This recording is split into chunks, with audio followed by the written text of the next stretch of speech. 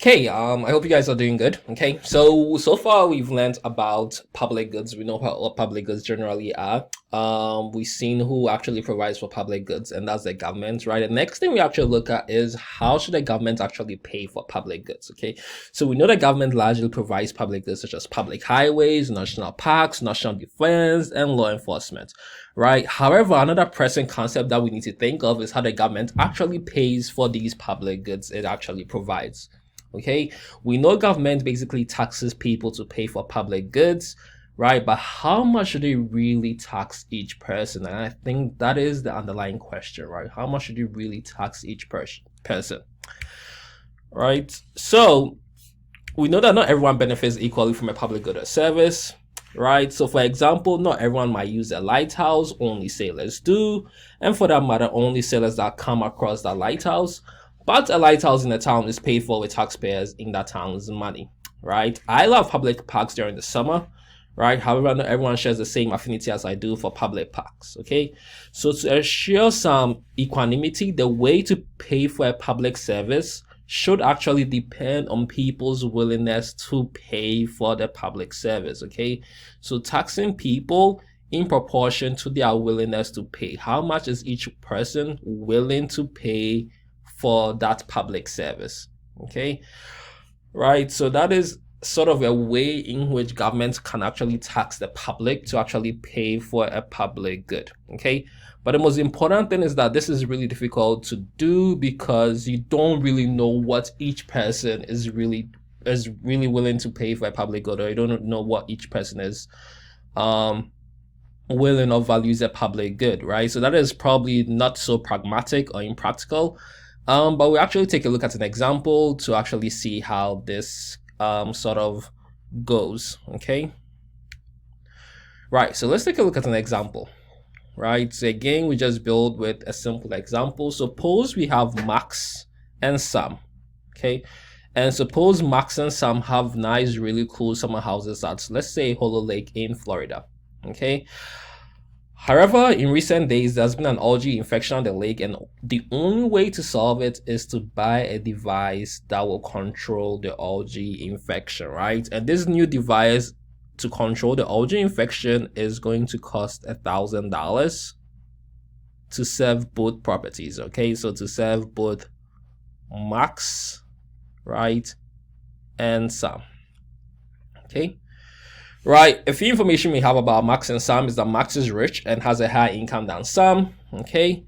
And Max values the device at $800, okay?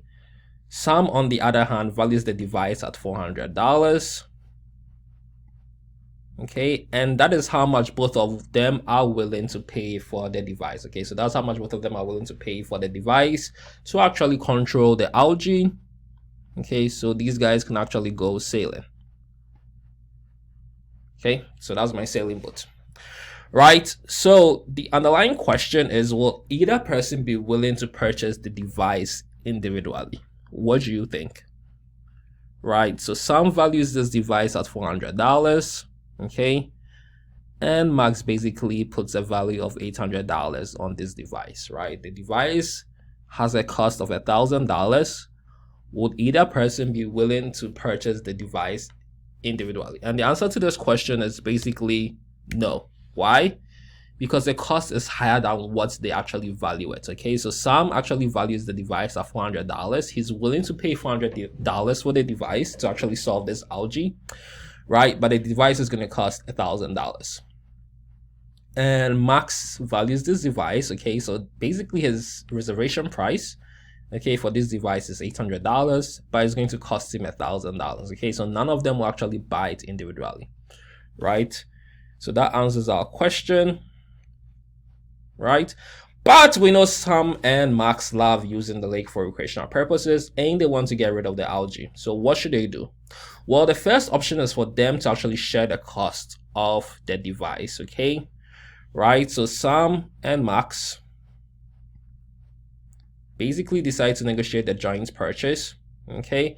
So in order to actually see how they share the cost, we need to find the joint value of the device, okay? So Sam is willing to bring $400, sorry, right? Because that's how he values the device. And Max is willing to spend $800 or bring $800 to the table, right? And the total, right? So we have $800 for Max, we have $400 for Sam, and the total is basically $1,200. Okay, so they can actually pull $1,200 together to actually purchase this device, which costs $1,000. Okay, so in a way, if they decide to negotiate, they can purchase the device. So a joint purchase in this example can be done. Okay, but in the real world, a joint purchase is very complicated, right? Because in the real world, you actually have multiple parties, right? So you have a large number of parties. Okay, so sharing of costs may be difficult between multiple parties, right? So first of all, we need to determine what each person values the device. Okay, you have some individuals who actually like to pay for the device without actually using it, and that's the free rider problem. Okay, so you actually have communication and negotiation costs, right, which tend to be really high due to trying to find out what each person, suppose you actually have a town of 1,000 people. Okay, you need to go through every single person and see what they actually value the device or how much they actually value the device. Okay, you also have the free rider problem where you have some individuals who wouldn't want to pay for the device but still like to have the benefits of the device. Okay, and at the end of the day, what about who should pay what amount? Okay, so the fair sharing of costs may be difficult to agree. Okay, so sharing of costs is really pragmatic. In our example where we just have Max and Sam, right? But in the real world, we have multiple parties, or a large number of parties, or a large number of people, right? And actually trying to find the value of a device for each person may be very difficult to do.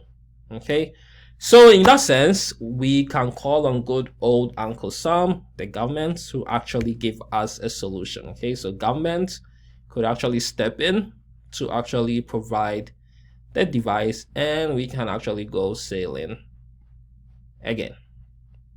Okay, so government can step in to actually provide a solution.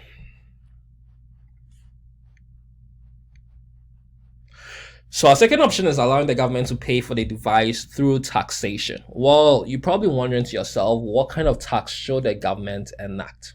Okay, so we assume that the local government offers to install the device for Max and Sam. Okay, and the government decides that there should be an equal sharing of costs with what we call a head tax. Okay, so this is really key. The government assumes that there should be a head tax, which is basically equal sharing of costs. And we actually explain what a head tax is. Okay, so a head tax is a tax that collects the same amount from every taxpayer. Okay, so that is the definition of a head tax. It collects the same amount from every taxpayer, right? So a head tax is almost like a flat tax. Okay, every taxpayer basically pays the same amount. Okay, so what happens if the government actually decides to pay for the device using an equal tax or a flat tax or a head tax? Okay, right? So since there are two people, each should contribute $500. Okay, so we have Max, right? He will contribute $500. And we have Sam, who is going to contribute $500 as well. Okay, and that is pretty fair. Why? Because our device, so the device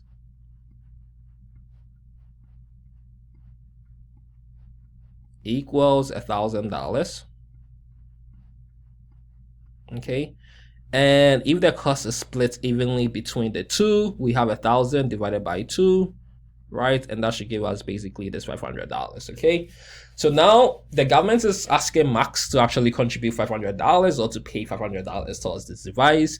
The government is basically asking Sam to actually pay $500 towards this device. Okay, what do you think will happen? Okay, so what do you think will happen? Do you think a device will be provided by the government or not?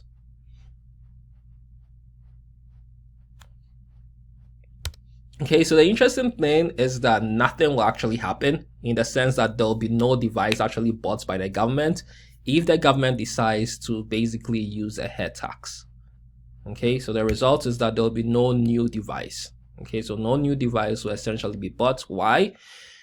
Because Max has been asked, according to the head tax, to actually provide $500 or to pay $500 for the new device, right? And Sam has been asked to pay $500 for the new device as well. Okay. Well, this is feasible for Max because remember, he actually values the device at $800. Okay. But this is not feasible for Sam because Sam values the device at $400. Okay. So the cost, right, to Sam is greater than how much he actually values the device. Okay, so Sam won't be able to purchase the device or actually contribute towards the purchasing of the device, right? So in that sense, there'll be no new device, right? Because $500 is more than Sam's reservation price.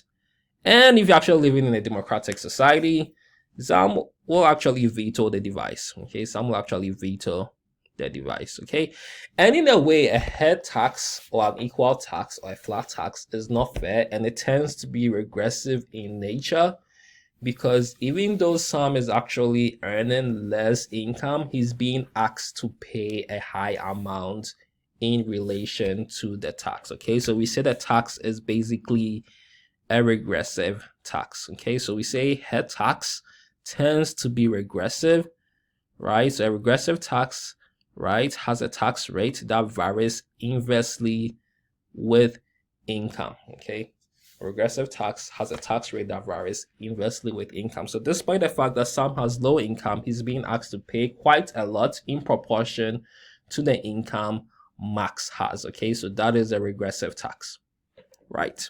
So using scenario 2 or option number 2 with an equal tax, the government won't be able to provide for the device. Okay, but Sam and Max still need to go sailing or probably use the lake for recreational purposes. So we need to come up with a solution. Okay, but do not worry, we actually have another solution which we can probably use, or another option which you can probably use. Okay, and that is the proportional tax. Okay, so that is the proportional tax. Okay, so the proportional tax, think of it like a progressive tax, right? The more income you make, the higher the taxes you tend to pay. Okay, or the more you actually value a product, the higher the taxes you tend to pay. Okay, so that is the proportional tax. Okay, so proportional tax, income tax, requires all taxpayers to pay the same proportion of their income in taxes. Okay, so the higher the income you have, the higher the value you actually place on a good. Okay, and hence the more tax you actually end up paying. Okay, so since Sam makes less than Max, we should tax him an amount that is less than Max's, at the same time less than his willingness to pay for the good. Okay, so we know that Sam's willingness to pay for the good was basically $400. Okay, so we should tax him an amount that is basically less than 400.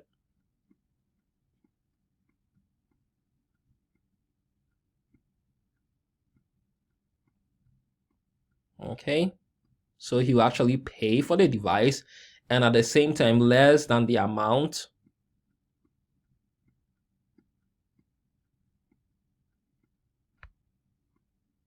Max will pay.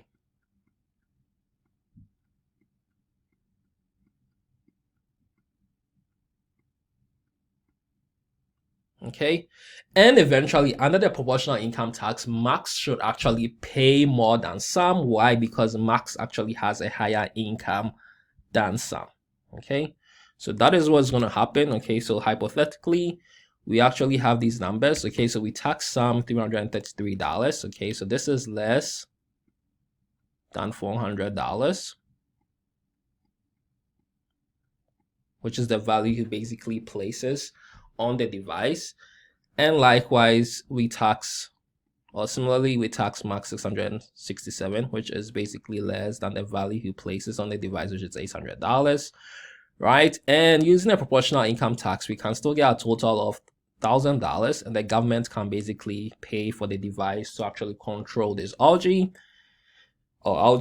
and Max and Sam can basically go sailing or boating or whatever they want to do with the lake, right?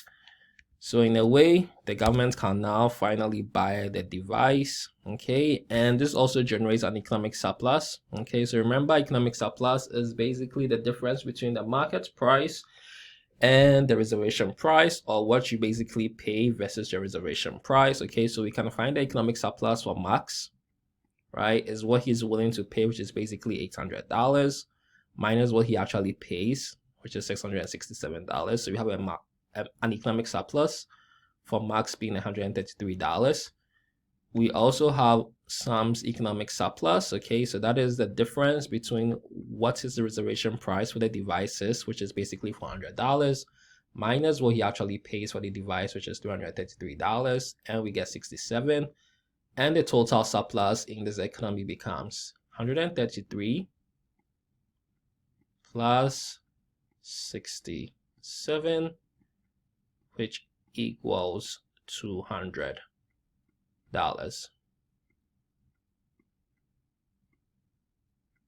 So in a way, everybody basically benefits from the government enacting a proportional tax. And that is the way it actually works in the real world, okay? So that is an example of progressive taxation, increasing welfare and increasing economic benefits or surplus.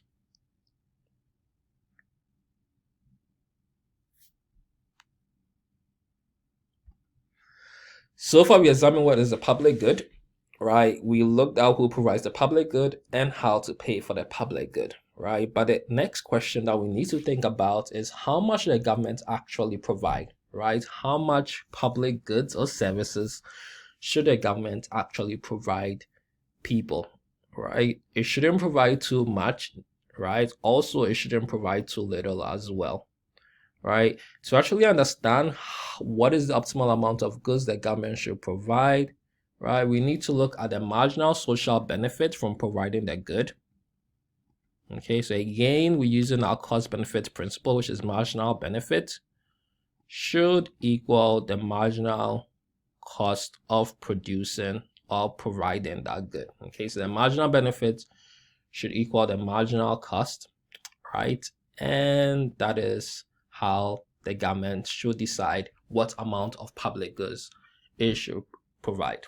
Okay, so for example, the town of Waverly should hold a fireworks display so long as the money people are willing to pay for the fireworks is equal to the cost of actually holding the fireworks display. Okay, so long as the money people are willing to pay to see the fireworks is equal to the cost of holding the fireworks, right, then the town of Waverly should hold a fireworks display. Okay, so the optimal amount of goods, right, the government should provide should lie somewhere where the marginal benefit equals the marginal cost. Okay, so that's the next thing we'll look at. Okay, so I already said this, already talked about this. Okay, the cost benefits principle basically applies. Okay, so the town of Waverly, for example, should build a public park so long as the money people are willing to pay for the public park is equal to the cost of building the public park. Okay, right, so long as the marginal benefit or the extra benefit equals the marginal cost.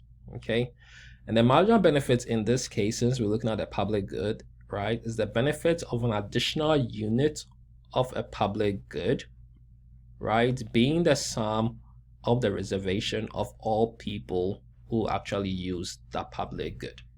Okay, so the marginal benefit is the benefit of an additional unit of a public good being the sum of the reservation of people who actually use it. Okay, so when we say reservation, we're basically looking at the reservation price. Okay, so this is reservation price, or how much people are willing to pay for that public good. Okay, so we have reservation price or what I'll call willingness, W, to pay, T, and then we have P. Okay, so P is for pay, so willingness to pay for that good.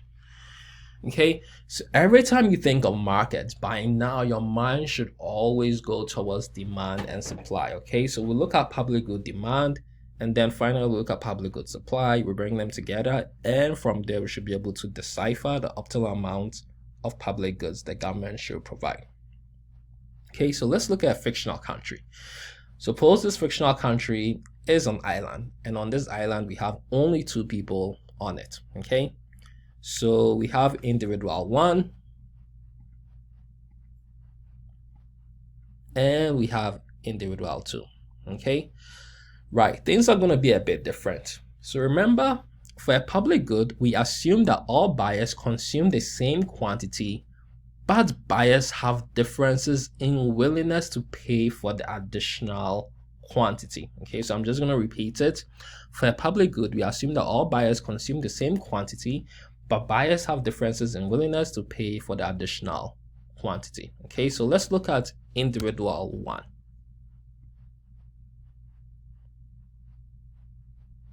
Okay, right, so for individual 1, suppose, right, there's no public good or public service. What is the individual willing to pay for the next or the additional unit of public good or service? Is going to be $24.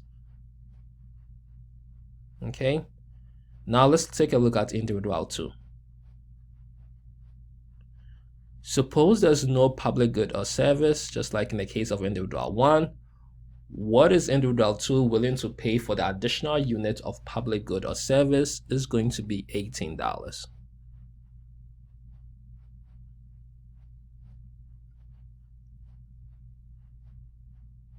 Right? Okay.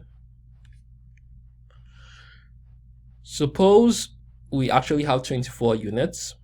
Okay, government is willing to provide 24 units.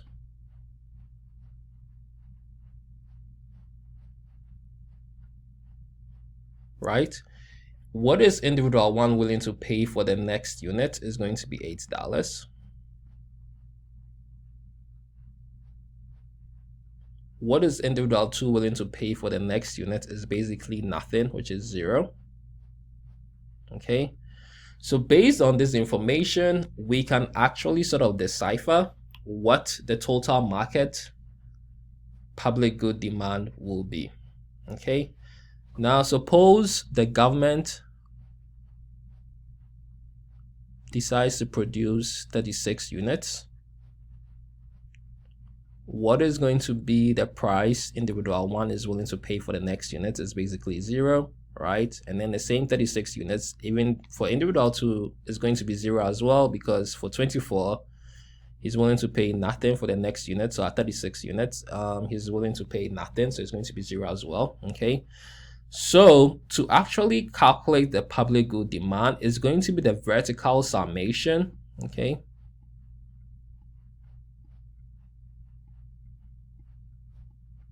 so vertical summation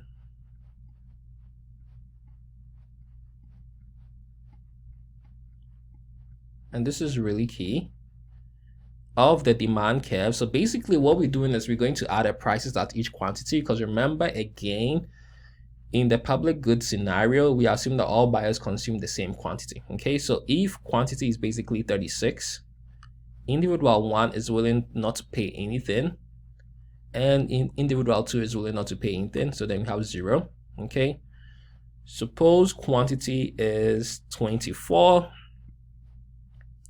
individual 1 is willing to pay 8, but individual 2 is willing to pay 0, so we have 8 plus 0, which equals 8.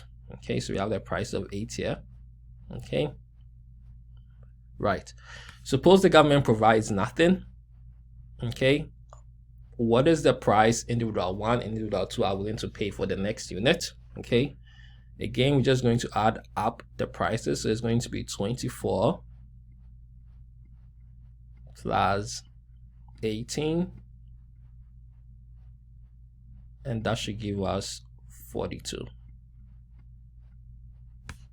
Okay, so suppose the government provides nothing, so that's 0 right here, right? We just added the prices, and the total market demand for the public good, right, will be 42. Okay, and we can connect this, and we should be able to find the total market demand. Okay, so connecting these will actually help us find the total market demand. Make sure you actually understand the slide or this part of the video before you move on. Okay, now we can actually bring everything together, and to actually find the optimal quantity of public good, okay, we need to know the marginal cost of actually providing that good. Okay, so what is the extra cost? And this is going to be synonymous with supply. What is the extra cost, okay, of producing an additional unit of a public good? Okay, so that is the marginal cost of producing that good. Okay, and we have the demand, which we actually derived. Okay, we have the demand of the public good. Okay, so what value that do people actually place on this public good? And this equilibrium point is going to be the optimal amount and price which the government is going to choose.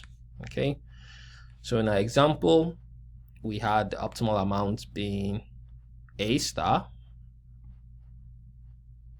and the price being $140. Okay, so the government is basically going to provide this amount in terms of public goods, and is going to charge this price, okay, in terms of those goods being provided.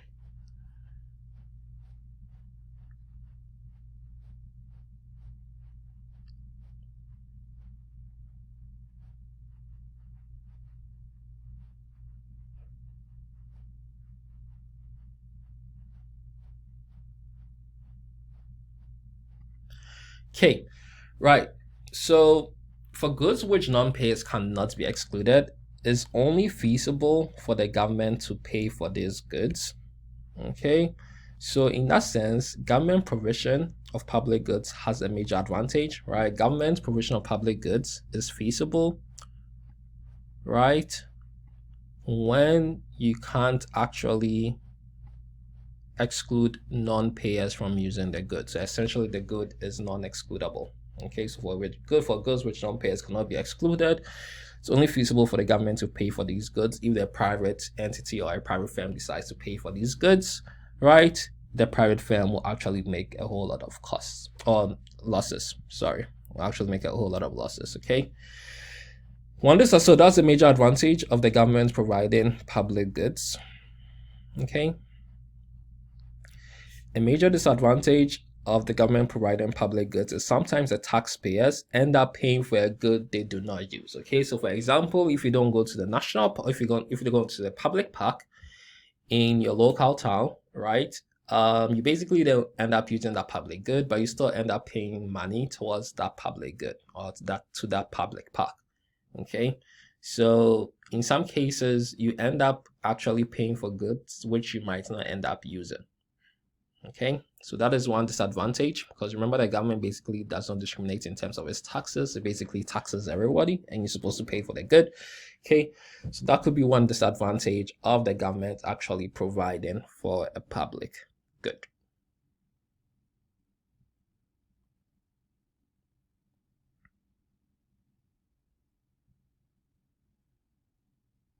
Okay, also we have advantages of the government. Okay, so the government is not only required to just provide us with public goods. Okay, so provision of public goods is not the only function the government is into.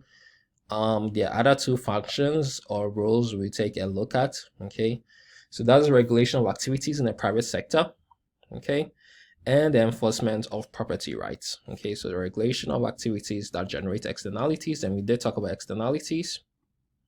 Right, so just a reminder, we said an externality could be negative or positive, meaning it could be an external cost, okay, such as pollution, or external benefit such as the flu vaccine, okay, to any form of an activity. Okay, and it's government's role to basically actually control or regulate externalities.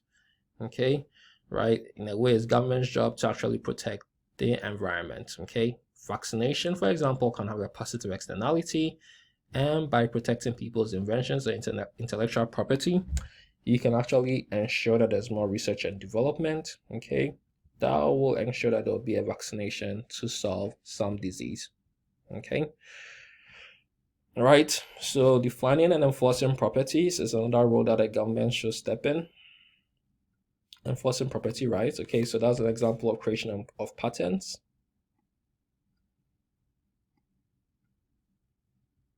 Right, and this will foster R&D, which is basically research and development. Okay, so that's an extra or two extra roles for the government.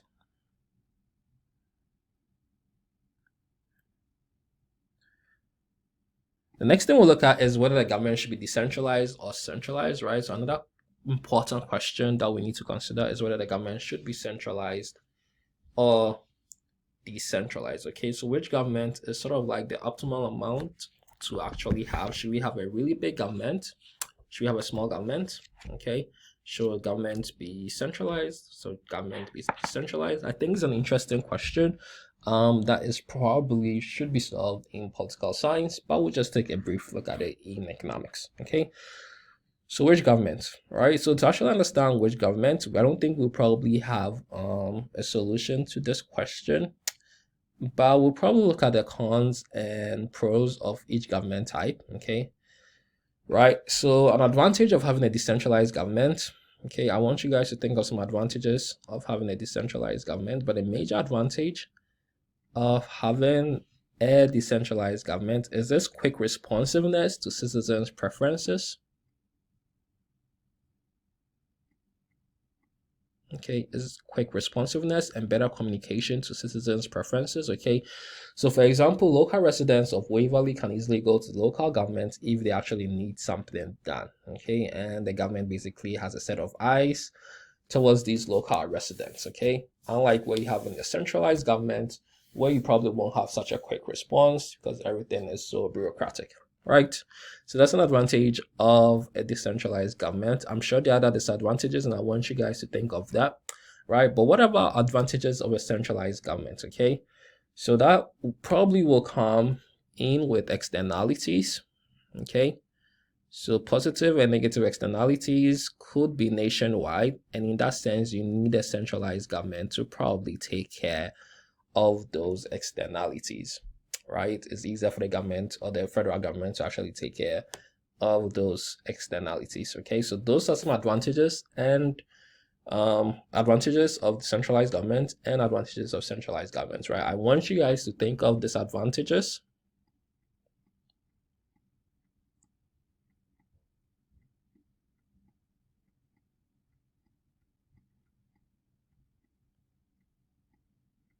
of decentralized government. I don't want to spend too much time on this because I feel like it's more political science oriented, and the centralized government.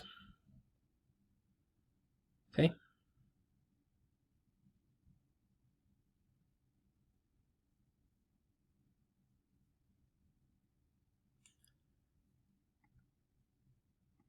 The next thing we'll look at is basically sources of inefficiency in the political process. So it's impossible to talk about the government without mentioning politics.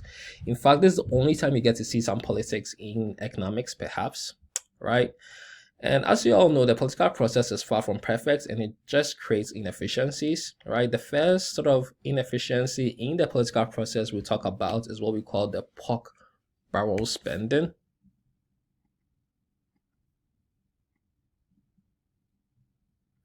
And the pork barrel spending happens when public expenditure from some public good or service provided is greater than the total benefit created. Okay, so public cost or public expenditure on some public good or service provided is greater than the total benefit created.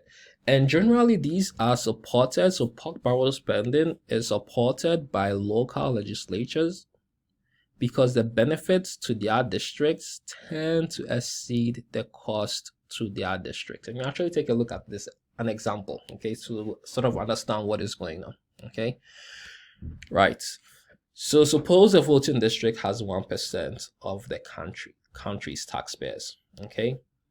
Or suppose a voting district makes up 1% of the country's taxpayers, okay? Suppose the federal government creates a project, right, which is going to generate $100 million in benefits for this particular district, which has only 1% of the country's taxpayers. Okay, it's going to generate $100 million to this particular district, right? But the total cost of the project is $150 million. Okay, so what is going to be the district's share of the cost, right?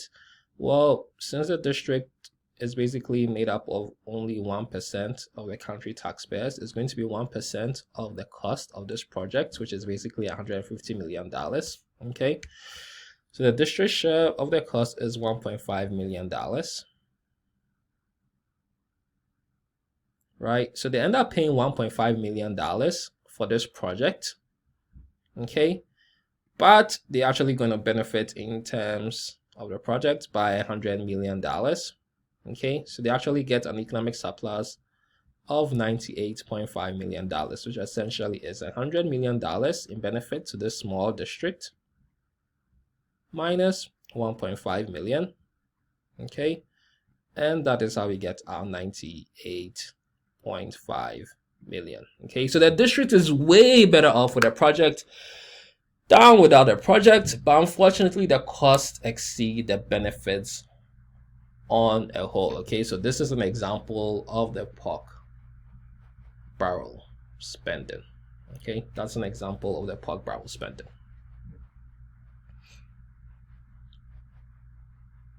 Okay, so that's one source of inefficiency in the political process. The next inefficiency in the political process we'll take a look at is what we call rent seeking. Okay, and to actually understand rent seeking, we actually need to take a look at an example. Okay, so in some cases, government projects have large gains for a few people in society. There are a few people that this government project will actually benefit, right? And it tends to have small costs for many. Okay, so the few people actually benefit from this project will actually lobby for their project, right, without thinking about the cost to many people. Okay, so government projects may have large gains for a few and small costs for many people. Okay, so let's take a look at an example. Okay, so an example will always help us understand things, right? So let's say a bill for salt, right, which will raise the price of salt by 10 cents per pound is actually enacted. Okay, so a bill, right, for salt, which will raise the price of salt by 10 cents per pound is enacted, okay, or is put into place, right? Assuming the average American, okay, the average American consumes 100 pounds of salt, right, in a year, that is going to be an extra cost of $10 annually. Okay, so it's going to be 0.1 times 100. Okay, and that is going to be an increase in $10. Okay, so assuming the average American consumes 100 pounds of salt annually, that is $10 annually in terms of extra cost. Okay, but suppose the same legislation will actually raise salt industry revenues by $1 billion annually.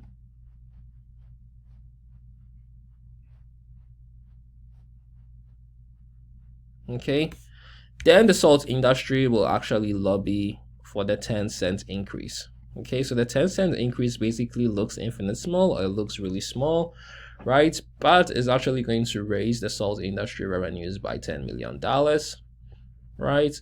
And for the average American, is going to raise their costs by $10 annually, right? But since the costs look infinitesimal, governments won't have a problem actually enacting this bill or passing this bill, right? And the salt industry will actually lobby for this bill since they actually tend to profit from it. Okay, so that is the whole point of rent seeking. Okay, that is the whole point of rent seeking. Okay, so we can actually put rent seeking in a more dignified definition.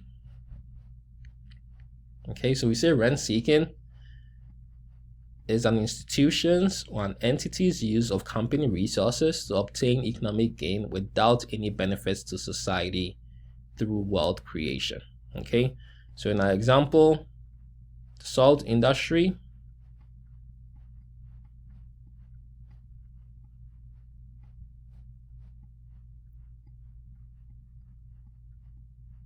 right, will benefit in terms of $10 billion.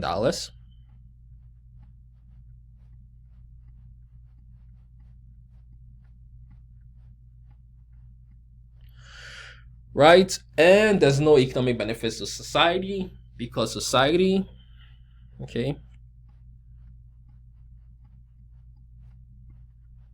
the average American in society will actually have an extra $10 in cost. Okay, all right, so since it looks so infinitesimal, or since it looks so small, the salt industry will actually lobby for an increase in paying taxes for the salt. Okay, so actually lobby for the increase in 10 cents. Okay, and that is the whole point of rent seeking. Okay, they're actually trying to get economic gain or profits without any benefits to society.